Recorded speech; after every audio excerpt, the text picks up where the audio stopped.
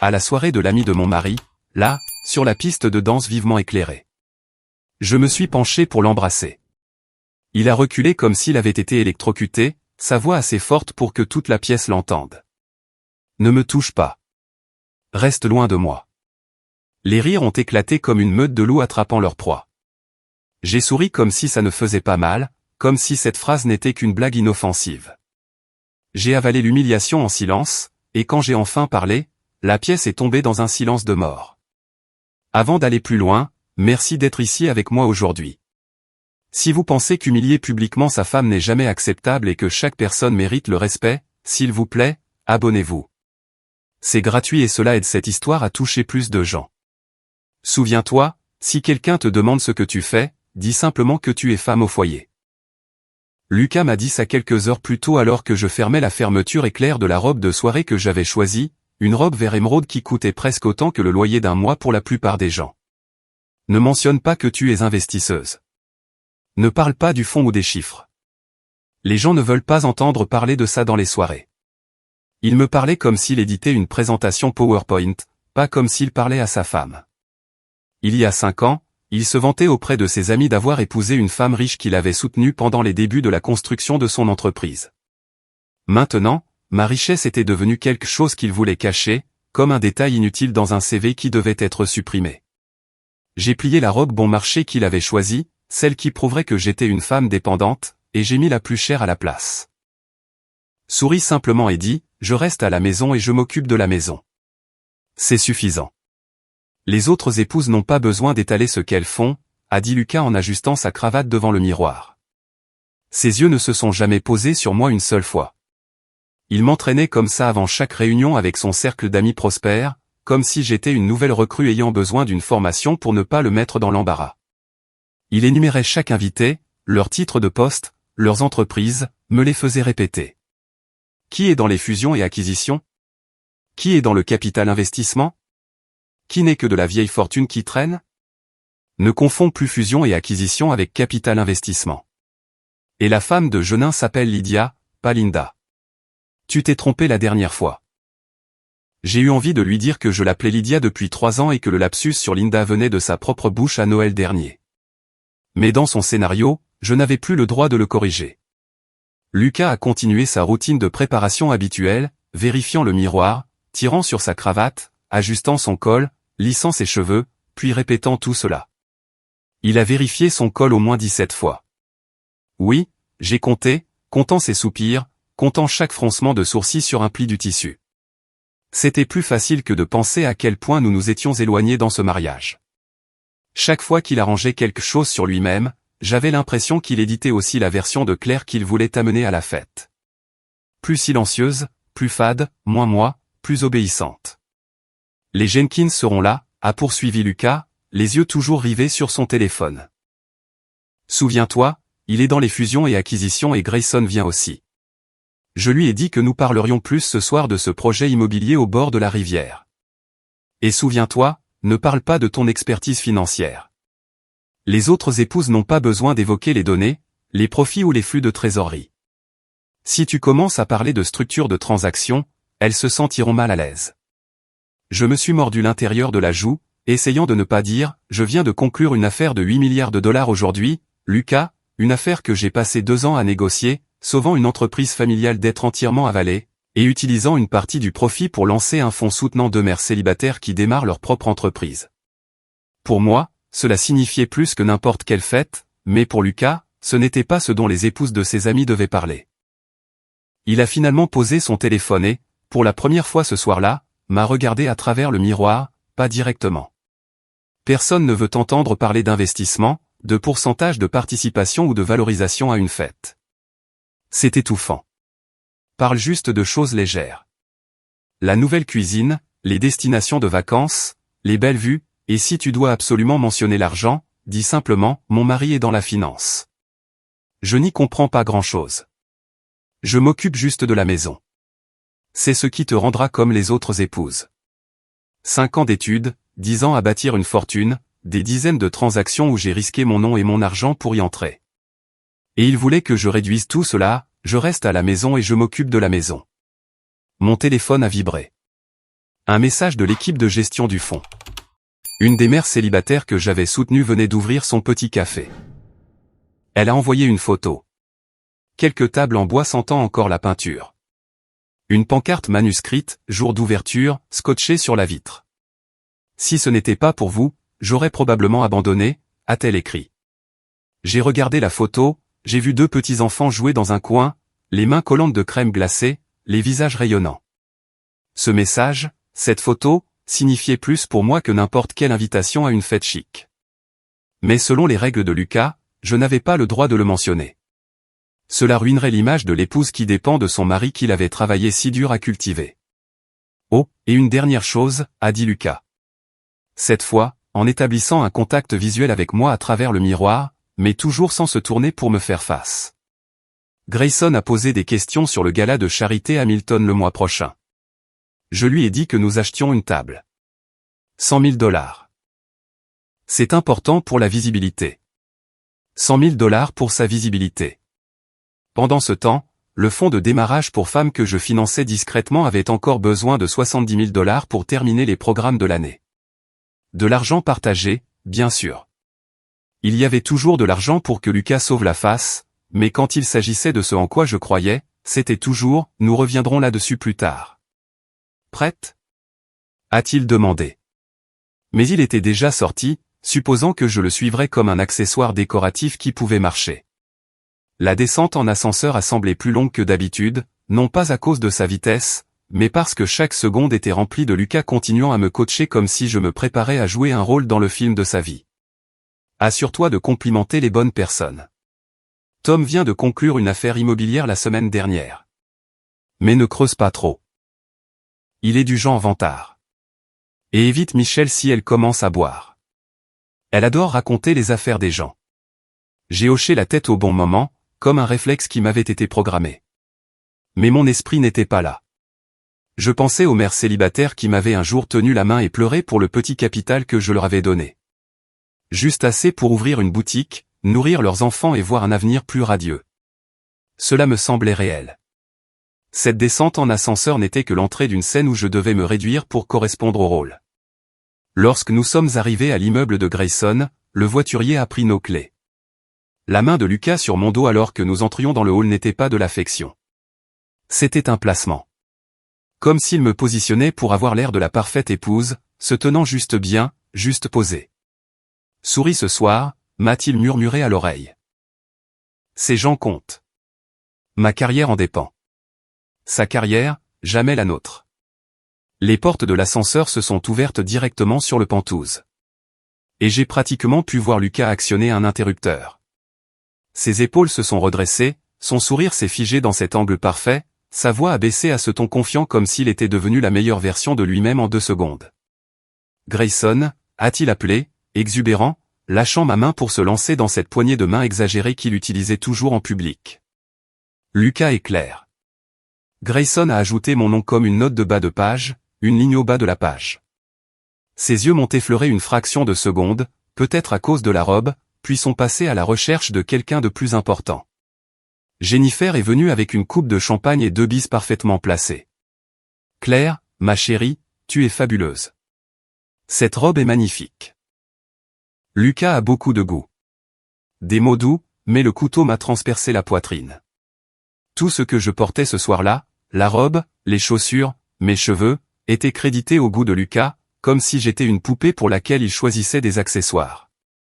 Quand Grayson a demandé ce que j'avais fait dernièrement, Lucas a coupé si vite que ça ressemblait à un crissement de frein. Claire est à la maison à plein temps.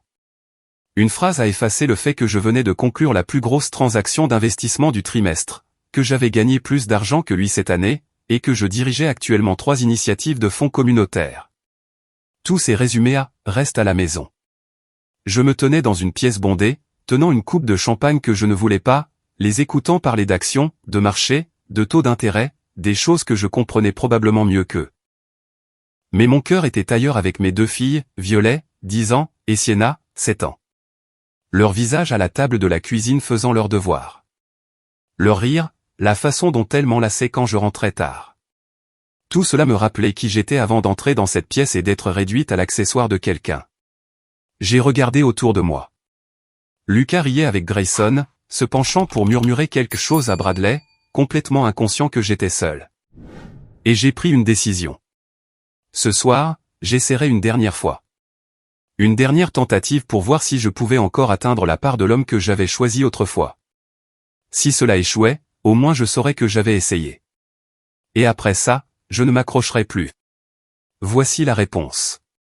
Les lumières se sont tamisées et une lente mélodie de piano a commencé à jouer. Presque identique à celle qui a ouvert notre mariage il y a 5 ans à l'hôtel Vine Pearl. Pas exactement la même chanson, mais assez proche pour me serrer la poitrine. Cette nuit-là, à 2 heures du matin, Lucas m'avait entraîné sur la piste de danse vide. Tous les deux pieds nus, ivres de champagne et ivres de l'avenir. Nous allons avoir une vie magnifique, m'avait-il murmuré à l'oreille, la chaleur de l'alcool dans son souffle. Des enfants, une maison avec un jardin, des dimanches matins sur le porche à boire du café et à lire le journal. Tout ça. Nous aurons tout ça. Ce souvenir m'a poussé en avant que la raison ne puisse m'arrêter. Ma main a touché son coude, le tissu cher et lisse de son costume glissant sous mes doigts. La conversation entre lui, Bradley et un invité s'est soudainement interrompue. Bradley m'a jeté un regard ouvertement agacé. L'invité avait l'air confus. Et Lucas, sa mâchoire s'est crispée, le signe familier que j'avais enfreint une règle. « Danse avec moi », ai-je dit. Les mots sont sortis plus petits que je ne l'attendais, sonnant plus comme une supplication qu'une invitation. Les yeux de Lucas ont rapidement balayé ses collègues, calculant les dégâts, refuser aurait mauvaise presse, accepter gaspillerait du temps de réseautage. Il a choisi la voie la moins dommageable. « Excusez-moi un instant », a-t-il dit avec un sourire qui n'atteignait pas ses yeux. « Le devoir m'appelle. » Le devoir. À un moment donné, j'étais devenu un devoir. Sa main s'est posée sur ma taille. Exactement le genre de placement de main qui a l'air bien sur les photos, pas un pouce de plus. Nous avons commencé à danser, mais c'était comme si deux inconnus répétaient une vieille routine. Ma main sur son épaule a rencontré un tissu rigide, et son corps se tenait à une distance précise comme s'il y avait un mur entre nous. L'affaire Patterson semble prometteuse, a dit Lucas d'un ton plat, ses yeux fixant quelque part par-dessus mon épaule, suivant probablement qui parlait à qui, quelle relation se formait en son absence. Oui, ça a l'air bien, ai-je murmuré, essayant de le rapprocher un peu, essayant de trouver une trace de chaleur chez l'homme qui avait autrefois dansé avec moi jusqu'au lever du soleil. Mais son corps a résisté, chaque muscle me disant qu'il attendait juste que la musique se termine. Ses doigts tapotaient légèrement ma taille avec un rythme impatient. Ses pieds bougeaient comme s'ils planifiaient déjà leur sortie. Autour de nous, d'autres couples se balançaient doucement dans les bras l'un de l'autre. Jennifer avait les bras autour du cou de Grayson, ses chaussures jetées quelque part, riant aux éclats alors qu'il lui murmurait quelque chose à l'oreille. Sarah et Tyler étaient presque immobiles, les fronts se touchant comme si la pièce entière avait disparu. Même les couples plus âgés dansaient avec une tendre familiarité. Je ne pouvais plus l'atteindre. La musique, les lumières dorées, les vieux souvenirs ont réveillé un espoir fragile et dangereux en moi. Peut-être que si j'essayais encore une fois, juste une fois, peut-être que je pourrais toucher la version de Lucas d'il y a des années. J'ai regardé ces femmes embrasser leur mari sur la joue. J'ai vu Tyler arranger doucement les cheveux de Sarah. Je les ai vus exister dans de minuscules bulles de bonheur que j'avais en quelque sorte perdues en chemin. Je me suis penché. Pas un geste dramatique, pas une profonde inclinaison, juste un doux baiser. Le genre que les maris et les femmes partagent lorsque la musique ralentit et que les lumières se réchauffent. Un baiser qui dit « Nous sommes toujours là. Toujours nous. Nous pouvons encore. » Mais au moment où je me suis penché, Lucas a reculé si brusquement que quelques personnes se sont retournées pour regarder. Son visage s'est tordu, non pas de surprise, mais de dégoût. Un dégoût brut et réel, comme si je lui avais fait quelque chose de sale. « Reste loin de moi. Tu sens la graisse ?» a-t-il dit assez fort pour couper la musique. Les rires ont éclaté instantanément, stridents et méchants. Jennifer a couvert sa bouche, mais ses yeux brillaient de plaisir. Bradley a même applaudi comme si Lucas venait de raconter une blague qu'ils attendaient toute la nuit. Chaque rire était son propre couteau s'enfonçant en moi. Je me tenais là, dans une robe valant plus que n'importe lequel de leur salaire mensuel. Et d'une manière ou d'une autre, j'étais la risée de cette belle pièce. Dans le son des rires qui se brisaient autour de moi comme du verre cassé, chaque signal d'alarme que j'avais essayé si fort de ne pas voir s'est soudainement aligné en une parade que je ne pouvais plus éviter. Le dîner d'anniversaire annulé à cause d'une réunion de dernière minute dont Instagram a prouvé plus tard qu'elle n'avait jamais existé. Les deux chambres séparées temporairement parce qu'il était stressé pendant la saison des audits, une saison qui avait duré 8 mois. Le parfum écœurant sur sa chemise que je ne portais jamais. Les étranges frais sur sa carte de crédit expliqués par 2 mots, divertissement client. La façon dont il ne disait plus « je t'aime » en premier, ne faisant que le répéter après moi quand je le disais, comme un réflexe mécanique. Même le temps passé avec nos enfants le week-end avait commencé à disparaître. Je me tenais là dans ma robe, entouré de rires acérés comme des lames et j'ai soudain vu avec une clarté douloureuse que j'avais essayé de ressusciter un mariage mort depuis longtemps. J'avais insufflé de l'air dans quelque chose qui avait déjà cessé de respirer, sans réaliser qu'il avait commencé à pourrir. Quelque chose a bougé dans ma poitrine, comme une plaque tectonique glissant hors de son ancien emplacement. L'humiliation brûlait encore, mais en dessous, quelque chose d'autre montait, froid, aiguisé et pleinement conscient de la différence entre être blessé et être détruit. Il riait encore, mais je ne me brisais plus.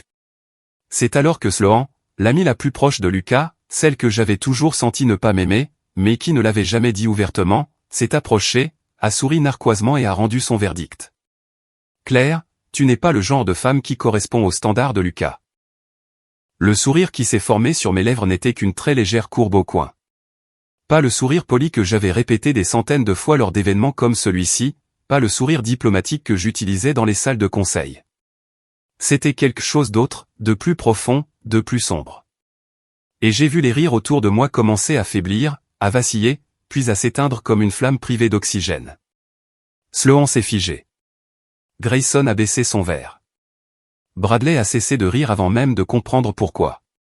Tu as raison, ai-je dit, ma voix stable comme si je lisais une conclusion lors d'une réunion. Je ne corresponds pas à ces standards.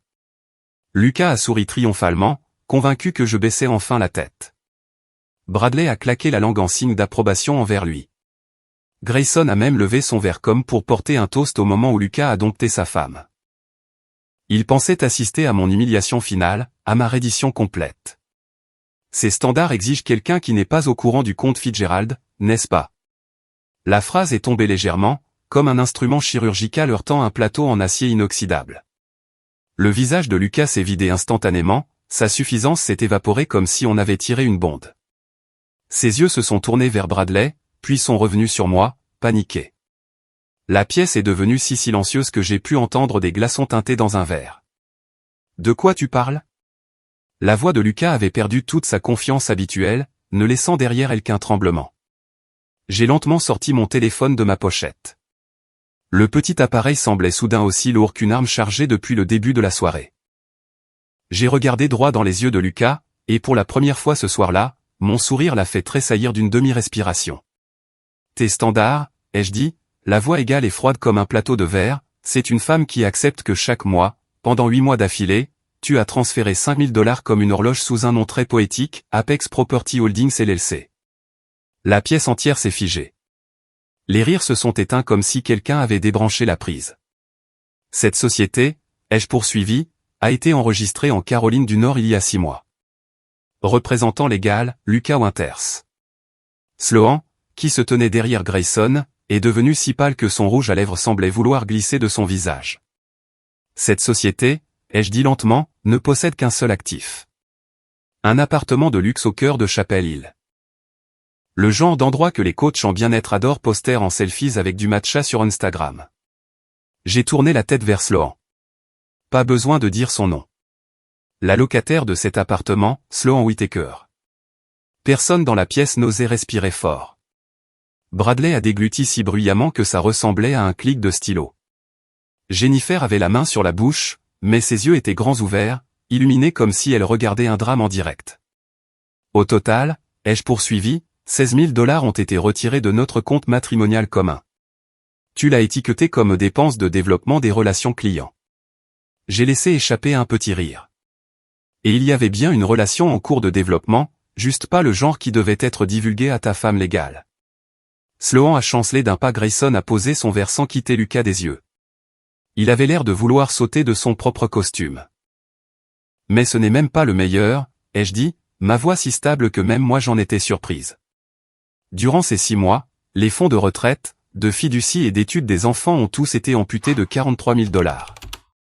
Lucas a laissé échapper une brusque inspiration, forte comme une chaise traînant sur le sol. 3 retraits, ai-je énuméré, tous déposés sur. Quelqu'un veut deviner? J'ai haussé un sourcil. Apex Property Holdings LLC.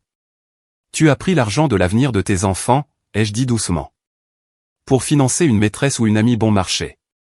Personne n'a rien dit. Personne n'a bougé. Quelque part au fond de la pièce, le verre de quelqu'un tremblait dans sa main. Je me tenais là, calme, comme si je lisais les résultats d'un audit financier. Plus de tremblement, plus de douleur. Juste la vérité, glaciale, flamboyante et indéniable. De mon côté. Tu parles de tes standards, ai-je poursuivi, ma voix tranchant l'air épais comme un scalpel. Tes standards incluent aussi Sloan, n'est-ce pas? La pièce a éclaté en chuchotements étouffés. Sloan se tenait figé, son visage pâle comme un fond de teint mal étalé sous les lumières. Lucas a tressailli un instant, ses yeux se tournant vers elle si rapidement qu'il n'a pas eu le temps de le cacher. C'est exact, ai-je hoché légèrement la tête. La femme que tu as dit que tu mentorais, celle pour qui tu m'as dit d'avoir de l'empathie parce qu'elle avait du mal sans le soutien de son mari. Davis, le mari de Sloan, s'est tourné pour regarder sa femme, les yeux écarquillés comme si quelqu'un venait d'aspirer tout l'oxygène de la pièce. Mentorat?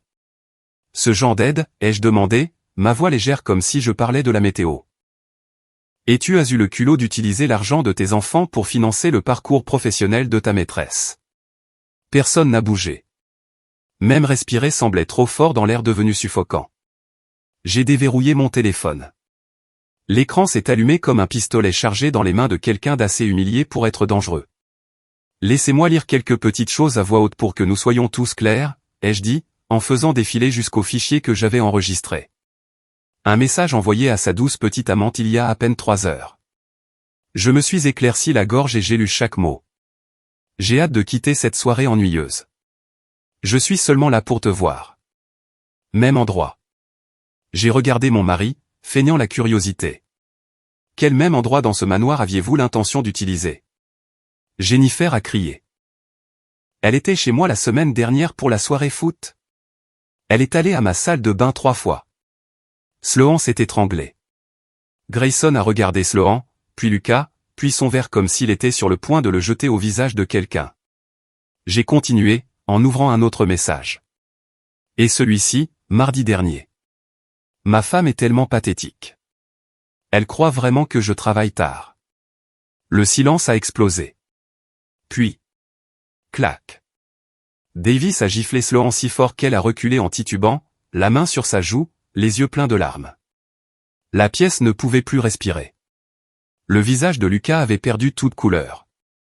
Il s'est jeté sur moi, la main tendue pour arracher le téléphone comme un animal acculé, mais je me suis légèrement déplacé sur le côté, juste assez pour qu'il manque son cou et tombe presque sur la table du buffet. Je me suis approché, juste assez près pour que personne d'autre ne puisse entendre, et j'ai dit d'une voix si froide qu'elle lui a donné la chair de poule, « Est-ce que ta mère est au courant? Tu as transféré la maison du lac à son nom. » Lucas s'est figé, son visage vidé de sa couleur en un instant. J'ai souri lentement, comme quelqu'un qui vient de presser une lame dans la partie la plus tendre de la chair. Oui, je l'ai trouvé. L'acte de renonciation que tu as déposé le mois dernier. La maison d'une valeur de près de 300 000 $. Celle que ton père t'a laissée avant de mourir. J'ai incliné la tête. Ton bien propre, mais tu l'as transféré à ta mère pour le cacher avant de quitter ta femme. Malin, mais pas assez. Lucas a ouvert la bouche, puis l'a refermée, comme un poisson se débattant sur la terre ferme. Il a balbutié. Claire, laisse-moi t'expliquer. Pas besoin, les jeux interrompus. Il n'y a que 2 options maintenant. J'ai ajusté la bretelle sur mon épaule, redressé son col. Le genre de posture qui a mis toute la pièce en déséquilibre. Je l'ai lissé comme si j'ajustais sa cravate. La manière douce. Tu déménages ce soir. Nous divorçons. On partage les biens de manière relativement équitable. J'ai souligné chaque mot. Je garde la maison et je prends 70% de ce qui reste après avoir soustrait tout ce que tu as injecté dans ta petite amie bon marché. Les yeux de Lucas se sont agrandis. Ce n'est pas juste. Tu n'as pas le droit d'utiliser ce mot, ai-je dit, ma voix légère comme l'air. La manière forte, ai-je poursuivi, c'est que je signale tout ce que j'ai trouvé à l'IRS, à ton entreprise, et à quiconque pourrait s'intéresser à un PDG qui siphonne les fonds d'études et de retraite de ses enfants pour soutenir une maîtresse. J'ai brandi mon téléphone et j'ai tourné l'écran vers lui. Brouillon de mail au service de conformité. Son adresse email professionnelle s'est allumée sur l'écran comme une lame. Vas-y, ai-je dit. Tente ta chance. Voici, je n'appuie pas sur envoyer. Lucas s'est effondré sur une chaise, le visage enfoui dans ses deux mains.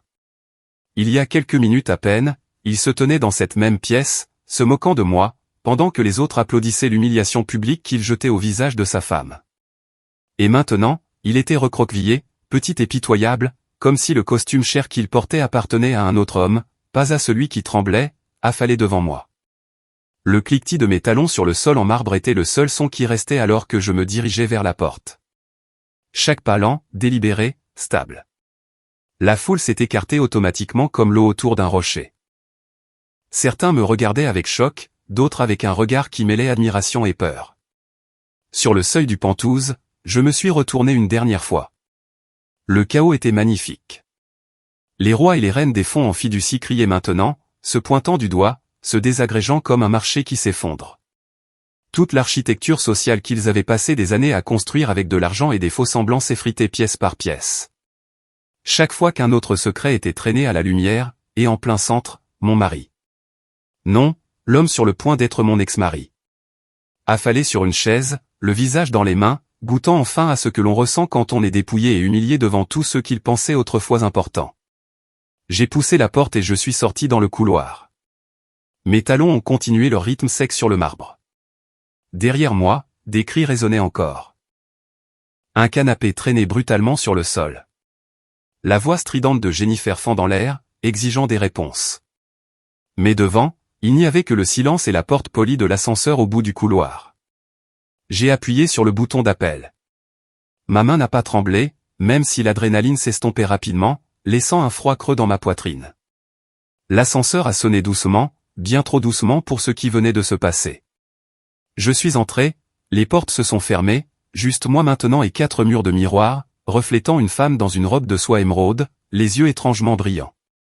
Je me suis accordé exactement 30 secondes. 30 secondes pour laisser mes épaules trembler, mon souffle s'interrompre, les larmes monter mais ne pas tomber. 28, 29. 30. J'ai pris une profonde inspiration, j'ai sorti mon téléphone et j'ai composé un numéro que je connaissais depuis l'université. Véronica à l'appareil. Sa voix est sortie, brève, sèche comme toujours. C'est clair. J'ai besoin d'un avocat en droit de la famille, tout de suite. J'ai tout résumé en 30 secondes.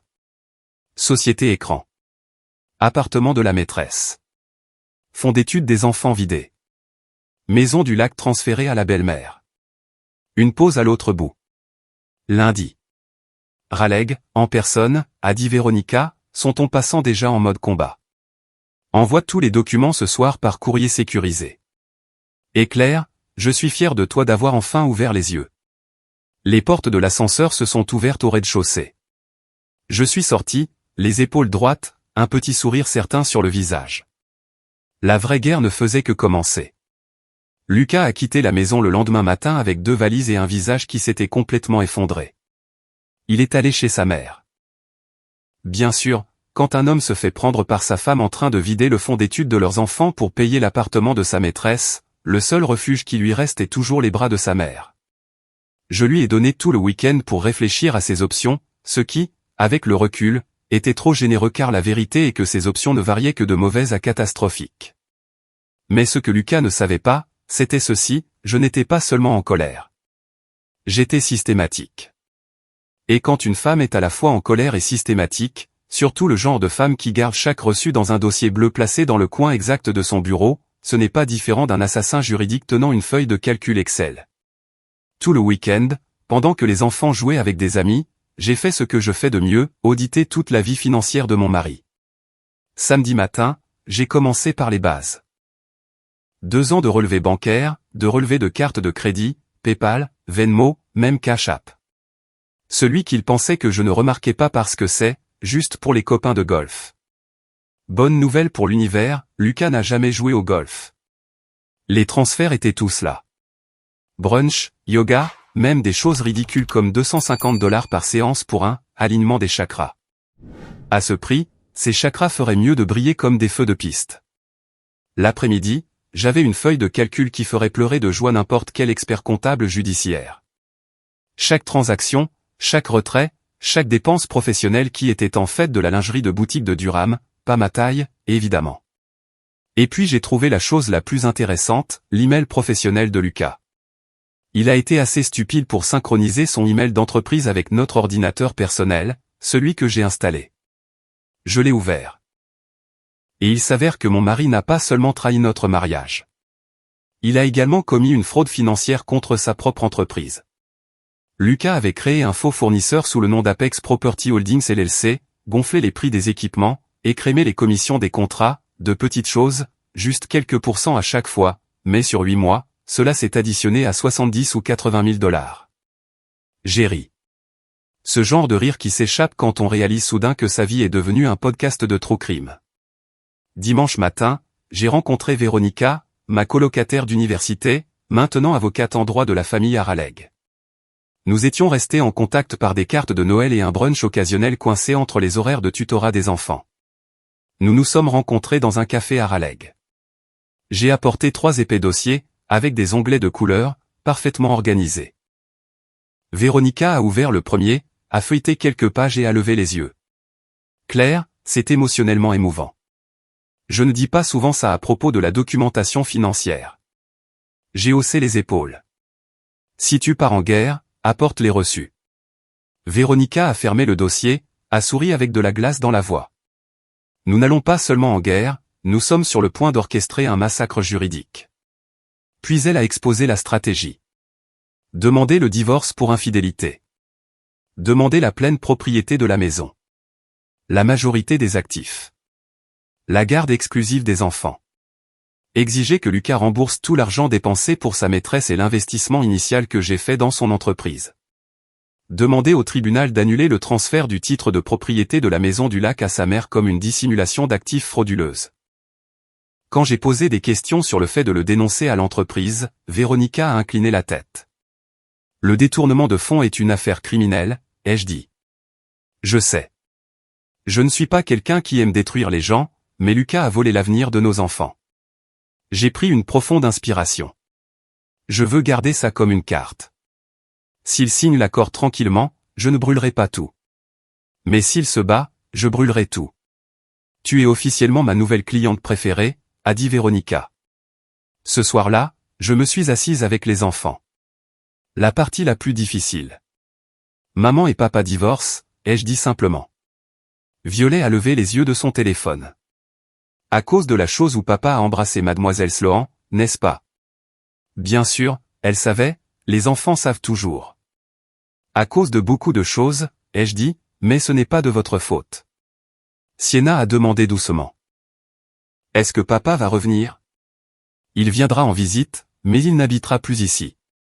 Violet a sauté sur l'occasion. Sans expression. Bien. Il agissait bizarrement depuis un moment. Nous avons parlé pendant près d'1 heure. J'ai répondu à tout ce que je pouvais sans faire passer Lucas pour un tas d'ordures en feu. Ce soir-là, après que les enfants se soient endormis, j'ai ouvert une bouteille de vin rouge, je me suis assise devant mon ordinateur portable et j'ai tapé le nom auquel j'avais essayé de ne pas penser de tout le week-end. Sloan Whitaker de Jackson, Mississippi. Déménagé à Chapel Hill l'année dernière. Entrepreneuse en bien-être, vivant ma meilleure vie. Namaste, disait son profil public. Plein de photos de yoga, de smoothies verts et de citations comme « Attirez l'abondance et manifestez votre destinée ». Et des photos où son mari avait été effacé, remplacé par des clichés avec Lucas. Pas beaucoup, mais assez pour que je voie tout ce dont j'avais besoin. Des photos où la moitié du visage d'un homme était commodément coupée, mais la montre taguée que je lui avais offerte pour son anniversaire, la cicatrice sur son menton, cette main familière, et l'alliance qui avait disparu. Tout était là, à la vue de tous, comme une sorte de blague. J'ai cliqué sur le « Parcours bien-être » de Sloan, un service de coaching de vie, de consultation en nutrition, d'aquagym. Prix de départ, 150 $ par séance. J'ai fait le calcul. Si elle avait 10 clients réguliers par semaine, elle pourrait probablement s'en sortir, mais loin d'être assez pour se permettre un appartement de luxe au centre de Chapel Hill. L'appartement que je venais de confirmer était loué à son nom, entièrement financé. Plus de doute. Lucas avait financé la vie de rêve de sa maîtresse avec l'argent de notre famille. Le 9 juillet, Véronica a déposé la demande de divorce. Lucas a été signifié à l'appartement de luxe de Chapel Hill, l'endroit qui avait autrefois abrité leur liaison. Maintenant son refuge post-chute. Cet après-midi-là, mon téléphone a sonné sans arrêt. 17 appels manqués de Lucas. Je n'ai pas répondu. Qu'il se noie dans le trou qu'il a creusé. Le lendemain, alors que j'étais en réunion avec un client, Violet m'a envoyé un texto. Papa est passé. Il a pleuré, super bizarre. J'ai rappelé Lucas, la voix froide comme une lame. Tu as 5 minutes pour quitter la maison avant que j'appelle les flics pour violation de propriété. Il a commencé à balbutier des excuses, a dit qu'il voulait parler, arranger les choses. Je l'ai interrompu. Tes erreurs, au pluriel, et non, nous n'arrangeons rien. Signe les papiers du divorce. Fais-le facilement. Lucas a dit qu'il ne pouvait pas se permettre les conditions financières que je demandais. J'ai répondu platement. Alors trouve un autre travail ou demande à Sloan combien il lui reste après son divorce. Il a raccroché. Le lendemain après-midi, un numéro étrange a appelé. J'ai failli ne pas décrocher, mais quelque chose au fond de moi m'a dit de répondre. Madame Caldwell, ici David Fletcher de la conformité chez Modern Nashville. Nous aimerions fixer une réunion concernant des dépenses irrégulières liées aux autorisations de votre mari. J'ai souri. Quelqu'un avait enfin trouvé la piste de miettes que Lucas avait laissée derrière lui. Je suis disponible, ai-je dit. Et j'ai quelques informations qui pourraient être utiles à votre enquête. La réunion a eu lieu le 16 juillet dans une salle de conférence qui sentait l'anxiété d'entreprise et le café hors de prix. Fletcher, environ 40 ans, légèrement dégarni, le genre de visage qui a vu trop de cadres adultes se comporter comme des bambins.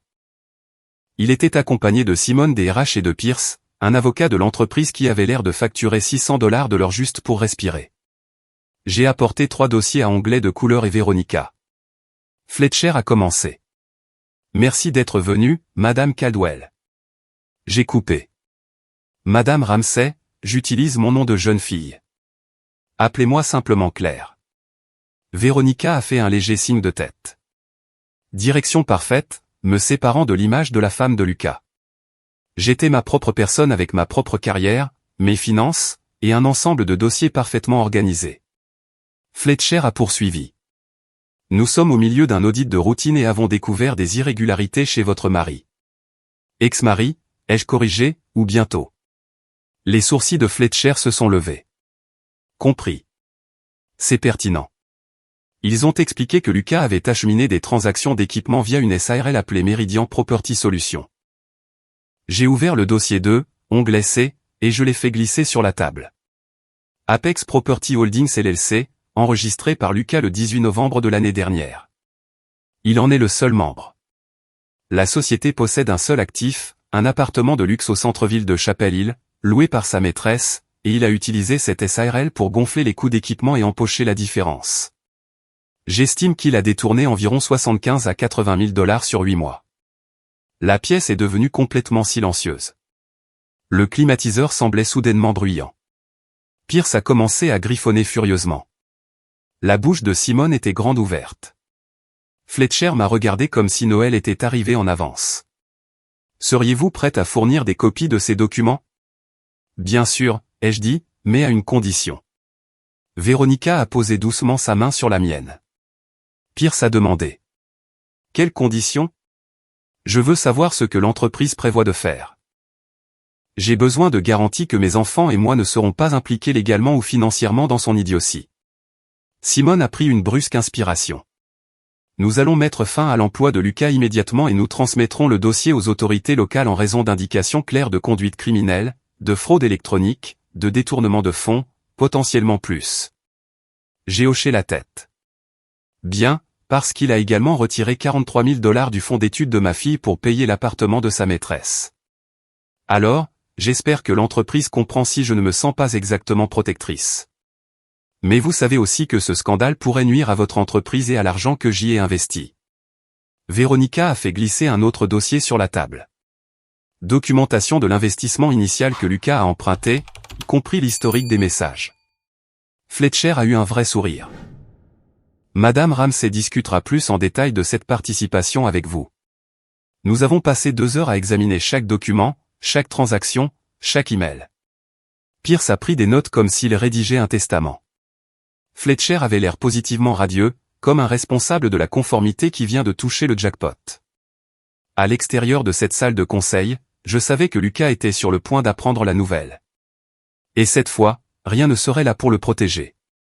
Ce soir-là, Véronica m'a appelé juste avant 18 heures, sa voix sonnant comme un bulletin de victoire. Claire, il a été licencié.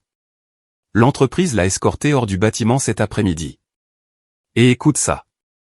Ils exigent qu'il paie des dommages et intérêts. Montant total, 6 chiffres. J'ai haussé un sourcil. Peut-il se le permettre? Véronica a ri, un son aussi tranchant qu'une lame. Claire, il ne peut même pas se permettre un avocat décent.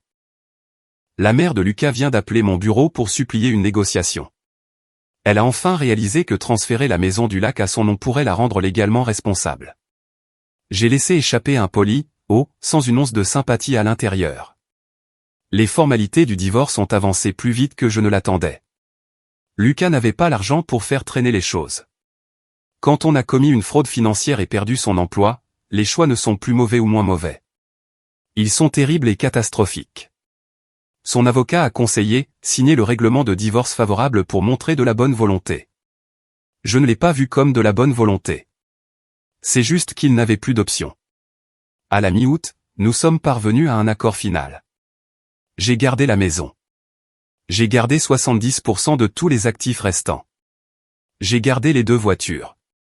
J'avais la garde principale des enfants. Lucas a obtenu des visites supervisées. Seule la pension alimentaire pour les enfants et la pension alimentaire pour conjoints seraient déduites directement de tout revenu futur qu'il gagnerait. Le transfert de la maison du lac à sa mère a été jugé invalide par le tribunal. Considéré comme une dissimulation d'actifs. La propriété a été vendue et tous les produits ont été placés dans le fonds d'études des enfants, restaurant entièrement ce que Lucas avait pris, y compris les intérêts. Les actions qu'il détenait m'ont été restituées par un accord tacite. Pour lui épargner des poursuites pénales, et pour protéger la réputation de l'entreprise, les fonds perdus ont été récupérés. Lorraine, mon ex-belle-mère, a coupé tout contact avec moi. Honnêtement, c'était le plus beau cadeau de tout ce gâchis. Fini les dîners de Thanksgiving dégoulinant de sarcasme où elle demandait quand je lui donnerais un vrai petit enfant. Comme si Violet et Sienna étaient des prototypes défectueux. Lucas a perdu tout son argent, son statut, et porte maintenant un casier judiciaire assez lourd pour effacer sa carrière pour de bon. Et Sloan, elle a divorcé, et est retournée au Mississippi en septembre. Son Instagram est devenu silencieux. J'ai vérifié. Je suis mesquine, pas une sainte. La dernière fois que j'ai vu, elle enseignait l'aquagym dans une petite salle de sport. La boucle est bouclée, ce qui est étrangement approprié. Et ma vie s'est enfin ouverte sur un chemin plus propre et plus lumineux que tout ce que j'ai laissé derrière moi. Quand tout s'est calmé, j'ai réalisé que mes 2 enfants s'étaient adaptés plus vite que je ne l'attendais. Violet, avec ses yeux clairs de 10 ans, a dit quelque chose de léger comme une brise, mais assez fort pour effacer toutes les nuits où je me suis blâmé. Je ne suis pas si triste, maman. Papa a choisi ça, n'est-ce pas? Et Sienna, la fille qui avait l'habitude de se recroqueviller dans un coin chaque fois que sa grand-mère venait, a laissé échapper un soir un soupir silencieux et a murmuré, « Notre maison, elle respire plus facilement sans papa. » Une phrase qui sonnait comme une vérité longtemps enfermée, enfin autorisée à sortir au grand jour. Et moi, dans les ruines de l'ancien mariage, j'ai commencé à voir un nouveau chemin. J'ai lancé un service de conseil financier pour les personnes en instance de divorce. En partenariat avec Véronica. Elle est l'avocate. Je suis l'expert comptable. Comme 2 lames tranchantes coupant les toiles de la tromperie pour nos clients. Se passant des dossiers comme des soldats dans une guerre que nous comprenions mieux que quiconque. C'était le premier Noël sans Lucas, mais aussi le premier où nous n'avions pas à faire semblant. J'étais assise sur le canapé, mes 2 enfants emmitouflés dans des couvertures, tous les 3 en pyjama, regardant, « Maman, j'ai raté l'avion », des tasses fumantes de chocolat chaud à la main, les lumières de Noël clignotant doucement au rythme des rires des enfants.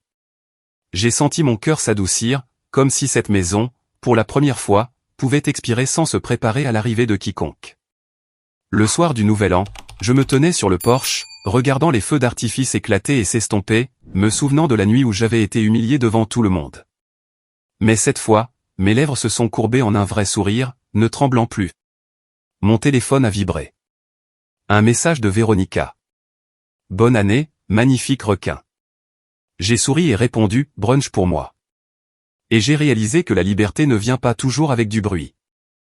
Parfois, c'est simplement l'acte silencieux de rééquilibrer à nouveau le grand livre de sa vie. Propre, net et entièrement entre ses propres mains. 8 mois plus tard, j'ai arrêté de consulter l'Instagram de Sloan. Ces choses étaient devenues aussi insignifiantes qu'une vieille page usée, et j'ai passé mon temps à travailler. J'ai aidé des gens à découvrir des actifs cachés, je suis devenu une petite femme discrète avec 3 dossiers qui a détruit toute la vie d'un homme avec des feuilles de calcul. J'ai repeint l'ancien bureau de Lucas en salle de lecture, changé les meubles de la chambre, planté un petit jardin avec les enfants devant, un minuscule symbole d'une maison devenue tellement plus légère. J'ai appris qu'on peut vivre 10 ans avec quelqu'un et ne jamais vraiment savoir qui il est. Que les blessures les plus profondes ne viennent pas toujours de la tromperie, mais de la malhonnêteté financière, de mensonges froids conçus comme des projets à long terme. Mais j'ai aussi appris que je suis plus forte que je ne l'ai jamais pensé, que je pouvais transformer la pire gifle de la vie en une chance de me tenir plus droite, de mieux vivre et de donner à mes enfants un foyer sans le bruit de la souffrance silencieuse. Je n'ai pas besoin d'un nouvel homme pour me sentir complète. J'ai 2 enfants, j'ai mon travail, j'ai mon café du matin, c'est virées shopping aléatoire chez Target où j'achète des coussins qui n'ont aucun sens mais qui apportent de la joie. Et plus important encore, j'ai la paix. Je n'exclus pas de retomber amoureuse, mais si cela arrive, cet homme devra me montrer son score de crédit, ses rapports financiers, ses fiches de paie, et il devra comprendre que c'est normal. Et si personne ne se présente, je serai toujours bien, mieux que jamais. Et si je pouvais vous laisser avec quelque chose après avoir raconté cette histoire, ce serait ceci. Épousez quelqu'un qui vous respecte, mais plus important encore, respectez-vous assez pour partir quand il ne le fait plus. Et gardez toujours vos reçus, vos dossiers, vos preuves, non seulement pour protéger vos finances, mais pour vous rappeler que la vérité parle toujours en son temps. Car en fin de compte, la paix n'est pas quelque chose qu'on vous donne. C'est quelque chose que vous construisez de vos propres mains, page par page. La façon dont j'ai appris à réécrire ma vie à partir des morceaux que je pensais autrefois trop brisés pour s'assembler.